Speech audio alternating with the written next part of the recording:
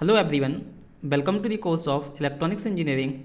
I am Akshay Kumar and इस video में हम डिस्कस करेंगे AKTU BTech सेकेंड सेम 2021-22 का 10 मार्क्स का ये क्वेश्चन। और ये क्वेश्चन आपका रेक्टिफायर से है जो कि यूनिट 1 में आता है।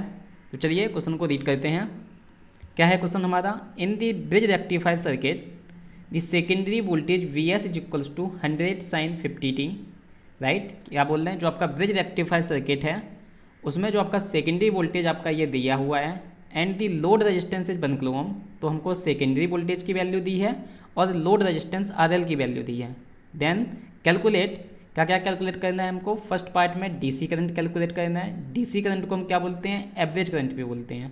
सेकेंड पार्ट में हमको RMS value of the current calculate करनी है, यानी कि हमको IRMS कैलकुलेट करना है। राइट। थर्ड पार्ट में हमको इफ़िशेंसी कैलकुलेट करनी है। इफ़िशेंसी को हम पावर इफ़िशेंसी बोलते हैं और रेक्टिफिकेशन इफ़िशेंसी बोलते हैं। एंड फोर्थ पार्ट में हमको रिफिल फैक्टर डिटरमाइन करना है। ओके, तो चलिए सॉल्यूशन स्टार्ट करते हैं। क्या है हमारे पास? ब्रिज रेक्टिफायर सर्किट दिया गया है। तो हमको मालूम है ब्रिज रेक्टिफायर सर्किट क्या होता है। ब्रिज रेक्टिफायर सर्किट में हमारे पास इस तरह से 4 डायोड लगे होते हैं इस फॉर्म में। ओके, यहाँ पे ये आपका जो रेजिस्टेंस है ये आपका लोड रेजिस्टेंस दिया हुआ है। ये होता है आपका लोड रेजिस्टेंस और जिसकी वैल्यू हमको दे दी गई है क्वेश्चन में कितनी? Load resistance is 1 kilo ohm. तो ये वाला जो लोड रेजिस्टेंस है ये आपका 1 किलो ओम का लोड रेजिस्टेंस दिया हुआ है। और क्या दिया हुआ है? सेकेंडरी वोल्टेज बोल रहे हैं। राइट, सेकेंडरी वोल्टेज का मतलब क्या है? ये वाला वोल्टेज जो होता है ये सेकेंडरी वोल्टेज होता है। राइट, तो यहाँ पे ये VI क्या है? ये VS दे रहे हैं। Right, this VI is nothing but VS। और ये VS कितना दिया हुआ है आपको? 100 sin 50t। ओके, अब ये सेकेंडरी वोल्टेज से मतलब क्या होता है? क्योंकि हमारा डायोड लो वोल्टेज पे वर्क करता है तो यहाँ पे एक आपका ट्रांसफार्मर लगा होता है। राइट, स्टेप डाउन ट्रांसफार्मर लगा होता है। तो यहाँ पे अगर आपको दिखाना है ट्रांसफार्मर भी दिखा सकते हो। This side is primary winding. Okay, so this is the primary winding. यहाँ पे आप कोई भी वोल्टेज अप्लाई करोगे इनपुट पे। Right, and then secondary winding पे जो वोल्टेज होगा वो लो वोल्टेज हो जाएगा।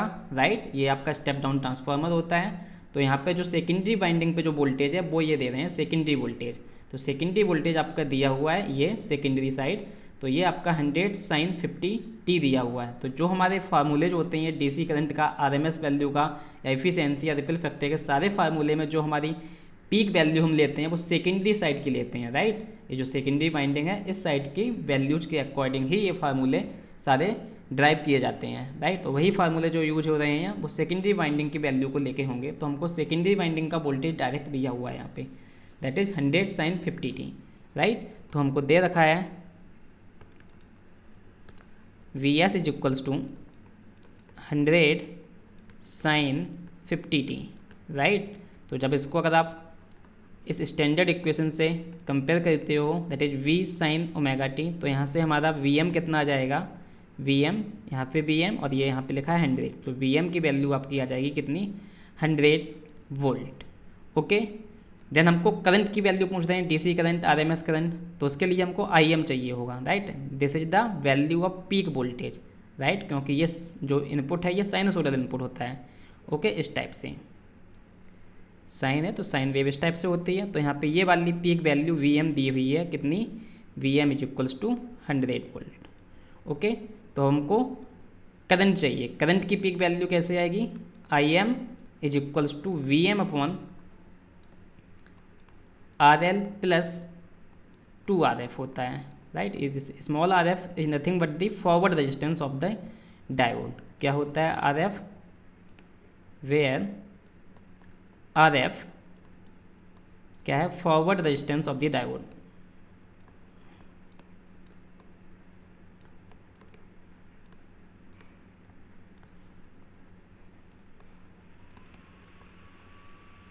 ओके, अब यहाँ पे जब भी आप पॉजिटिव साइकिल दोगे इनपुट की या फिर आप नेगेटिव साइकिल दोगे, राइट, तो एक टाइम पे 2 डायोड आपके ऑन रहेंगे, 2 डायोड ऑफ रहेंगे। ये आपको ब्रिज रेक्टिफायर में पढ़ा होगा आप लोगों ने, ठीक है ना।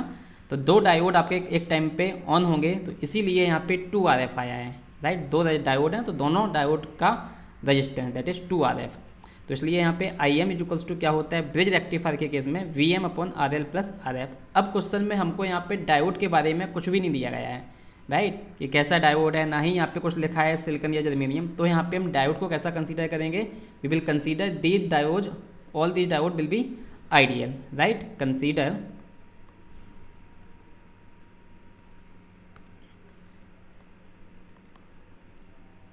consider that all diodes are ideal।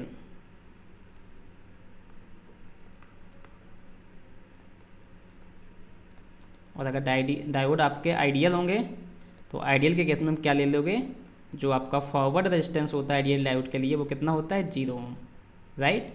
तो यहाँ पे आर एफ इक्वल्स टू आप क्या पुट कर दोगे 0 पुट कर दोगे, तो क्या आ जाएगा यहाँ पे I M equals to, now put R F equals to 0।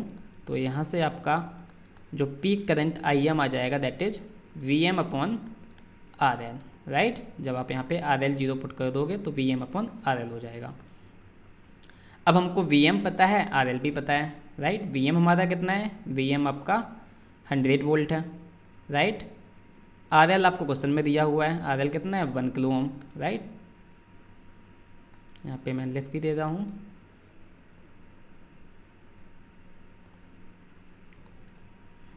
Direct value यहाँ पे पुट कर देता हूँ। I M equals to V M आपका कितना है 100, आर एल आपका कितना है 1 किलो ओम।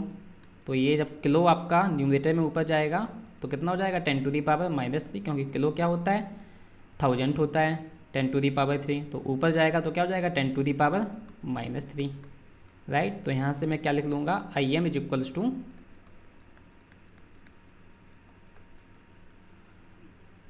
100 और 10 टू दी पावर -3 को क्या लिख देंगे हम milli ampere, okay. 10 to the power -3 is milli, right. And this is the peak value of current, तो यूनिट क्या हो जाएगी ampere. So I M equals to 100 milli ampere. तो हमने पीक वैल्यू की, पीक करंट की वैल्यू निकाल ली है, पीक करंट की वैल्यू निकाल ली है, ओके। अब हमसे क्वेश्चन में जो पूछ रहे हैं वो हम सारी वैल्यूज बहुत ही ईजिली कैलकुलेट कर सकते हैं। क्या पूछा है फर्स्ट पार्ट में हमसे, फर्स्ट पार्ट में पूछ रहे हैं डीसी करंट, राइट। तो डीसी करंट क्या होता है आपका, DC current is nothing but the average current, और क्या बोलते हैं डीसी करंट को, एवरेज करंट भी बोलते हैं, राइट। क्या फार्मूला होता है ब्रिज रेक्टिफायर के लिए, जो फार्मूला होता है वो आपका होता है 2IM अपॉन पाई। एक पॉइंट हम यहाँ पे और बता दे रहे हैं, जो आपका ब्रिज रेक्टिफायर होता है, ब्रिज रेक्टिफायर आपका फुल वेव रेक्टिफायर होता है, राइट। तो ये जो आपका है ब्रिज रेक्टिफायर, इसको हम क्या बोलते हैं फुल वेव रेक्टिफायर बोलते हैं। तो फुल वेव रेक्टिफायर के लिए जो एवरेज वैल्यू होती है वो कितनी होती है 2IM अपॉन पाई। अब IM हमको मालूम है, तो यहाँ से हमारी IDC वैल्यू कितनी आ जाएगी, IDC is equals to 2IM आपका दिया हुआ 100 मिली अपॉन पाई। तो यहाँ से ये आपका हो जाएगा 200 upon pi milli ampere, and 200 upon pi आपका कितना आ जाएगा, ये आ जाएगा आपका IDC is equals to 200 divide by pi, so this will be equals to 63.66 milli ampere. So तो ये आपका फर्स्ट पार्ट का आंसर हो गया है, IDC is equals to 63.66 milli ampere, right. अब सेकेंड पार्ट में हमसे क्या पूछ रहे हैं, सेकेंड पार्ट में हमसे पूछा है RMS value of the current, right, यानी कि ये IRMS पूछ रहे हैं। तो IRMS का फार्मूला क्या होता है फुल वेव रेक्टिफायर के लिए, IM/√2, राइट। चाहे वो आपका ब्रिज रेक्टिफायर हो या centre tap full wave rectifier हो, दोनों ही टाइप के रेक्टिफायर के लिए RMS वैल्यू क्या होती है IM/√2, क्योंकि ब्रिज रेक्टिफायर भी आपका फुल वेव रेक्टिफायर ही है। तो यहाँ से IM हम कैलकुलेट कर चुके हैं 100 मिली अपॉन स्क्वायर रूट 2, तो 100 अपॉन स्क्वायर रूट 2 कितना जाएगा आपका 70.71, राइट। तो यहाँ से आ जाएगा आपका IRMS is equals to 70.71 milli ampere. तो इस तरह से हमने पार्ट 1 एंड पार्ट 2 क्वेश्चन का सॉल्व कर लिया है।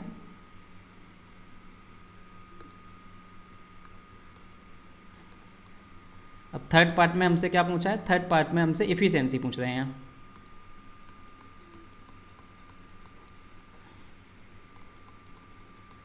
इफ़िशियंसी को हम रेक्टिफिकेशन इफ़िशियंसी भी बोलते हैं और पावर इफ़िशियंसी भी बोलते हैं, राइट। तो किसी भी नाम से आए तो आपको यही फार्मूला यूज करना है। इफ़िशियंसी ईटा को ईटा से रिप्रेजेंट करते हैं। फार्मूला क्या होता है, जनरल जो फार्मूला होता है वो होता है आपका IDC² into RL upon IRMS square into RL plus, चूँकि ये आपका ब्रिज रेक्टिफायर है तो 2 डायोड एक टाइम पे ऑन होते हैं, तो यहाँ पे आ जाएगा RL plus 2RF, right. But हमारा फॉरवर्ड रेजिस्टेंस के बारे में कुछ दिया नहीं गया है, तो यहाँ पे RF हम क्या पुट कर देंगे 0, राइट। तो ये कितना हो जाएगा IDC² into RL upon IRMS square into RF आप 0 पुट कर दोगे तो कितना हो जाएगा RL सिंस RF इज 0। क्यों, क्योंकि हमने आइडियल डायोड कंसीडर किया है, राइट। क्वेश्चन में कुछ नहीं दिया है तो हम आइडियल डायोड कंसीडर करेंगे, डायोड का फॉरवर्ड रेजिस्टेंस 0 मानेंगे, ओके। तो यहाँ से अब आपका RL हो जाएगा कैंसिल, तो यहाँ से फार्मूला सब कितना बचेगा IDC² upon IRMS square, okay. अब ये दोनों वैल्यूज हमको मालूम है जो हम कैलकुलेट कर चुके हैं, तो वैल्यू पुट कर देते हैं। 63.66 IDC है, 63.66, राइट, डिवाइड बाई यहाँ पे IRMS कितना है 70.71, 70.71। अब यहाँ पे दोनों का ही स्क्वायर था, IDC स्क्वायर था, IRMS स्क्वायर था, तो यहाँ पे दोनों का स्क्वायर कर दो। तो जब ये सॉल्व करोगे तो आपका ये आ जाएगा 63.66 डिवाइड बाई 70.71, और फिर हमको इसका स्क्वायर करना है, then this value comes out to B,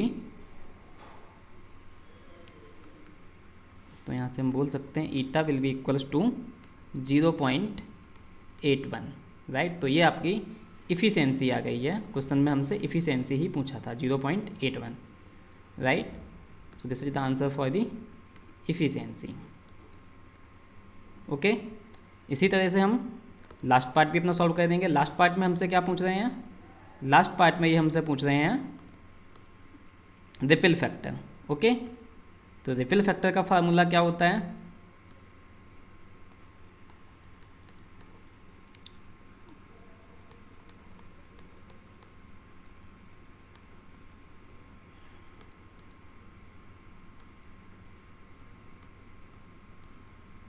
ripple factor को R से रिप्रेजेंट करते हैं और इसका फार्मूला होता है स्क्वायर रूट ऑफ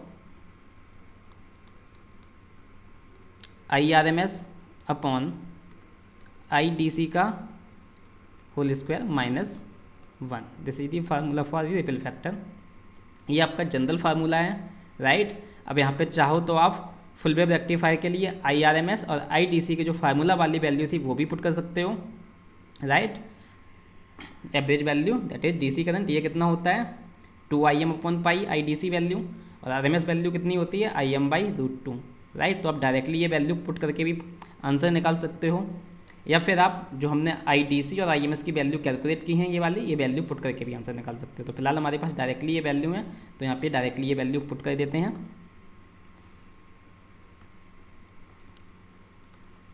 तो स्क्वायर रूट ऑफ, तो ये आपका है हमारा IRMS 70.71 milli ampere upon IDC आपका कितना है 63.66 मिली एम्पियर, ओके, का whole of square minus 1।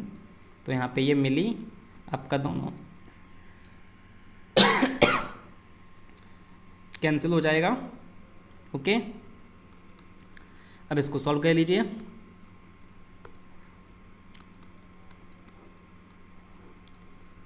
That is 70.71 upon 63.66 का होल स्क्वायर -1। तो ये आपका जब सॉल्व करोगे तो आ जाएगा square root of 70.71 divide by 63.66 का होल ऑफ स्क्वायर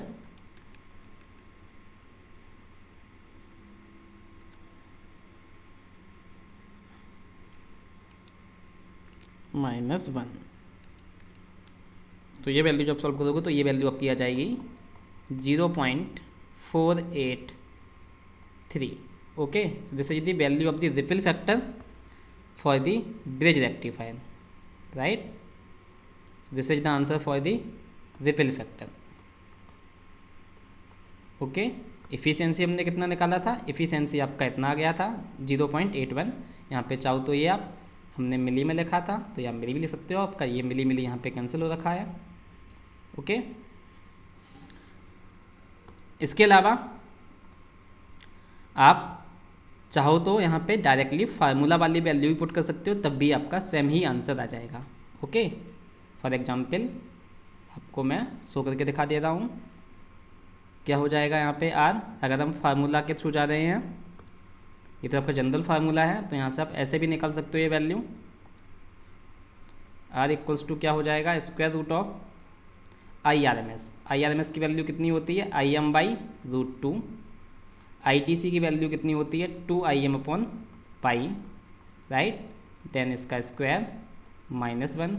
तो यहाँ से देखो आई एम आपका कैंसिल हो जाएगा, तो ये आपका कितना बचेगा? ये पाई आपका ऊपर पहुँच जाएगा, राइट। और यहाँ से ये आपका 2√2 हो जाएगा, इसका स्क्वायर, देन ये स्क्वायर रूट -1, राइट। इसको भी जब आप सॉल्व करोगे पाई डिवाइड बाई 2√2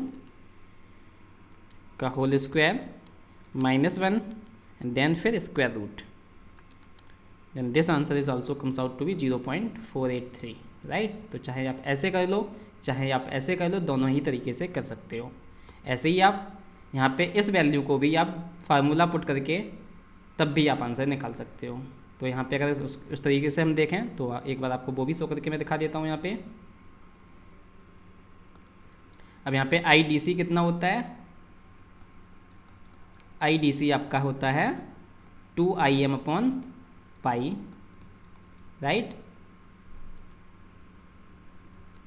का होल स्क्वायर करना है हमको।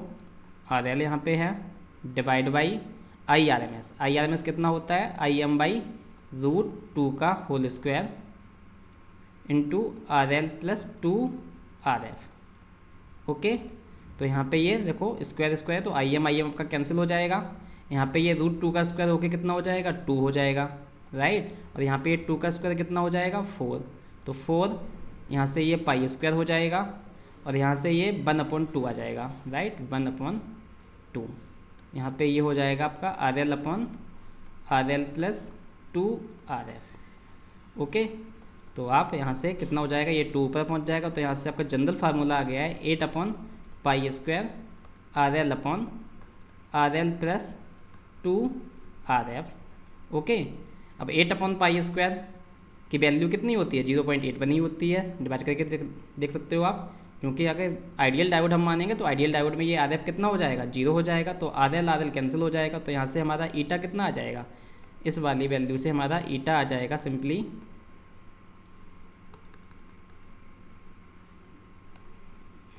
ईटा इज इक्वल्स टू 8/पाई²। जब आप R F equals to 0 put करोगे यहाँ पे तो आर एफ 0 हो जाएगा, आर एल कैंसिल हो जाएगा, 8/पाई² आ जाएगा।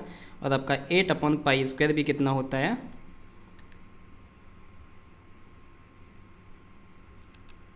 That is 0.81, right. तो आप इस तरीके से भी डायरेक्ट फार्मूला यूज कर सकते हो कि ईटा इज इक्वल्स टू 8/पाई² R L upon R L plus 2 R F, then put R F equals to 0, then you will get 8/पाई², दैट इज 0.81।